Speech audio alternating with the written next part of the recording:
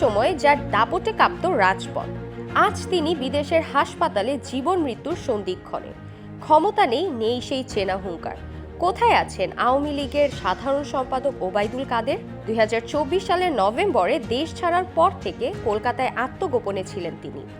খবর পাওয়া গেছে গত 2 জানুয়ারি হঠাৎ শারীরিক অবস্থার অবনতি হলে তাকে কলকাতার অ্যাপোলো হাসপাতালে ভর্তি করা হয়।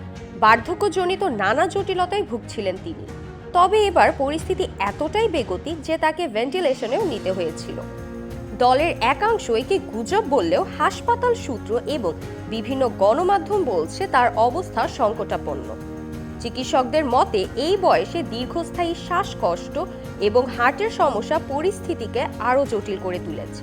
অবস্থা কিছুটা স্থিতিশীল হওয়ায় পরিবারের ইচ্ছায় তাকে হাসপাতাল থেকে বাসায় নেওয়া হয়েছে, যেখানে চলছে oxygen support. Zerin Ziad, entrepreneur Bangladesh, Dhaka.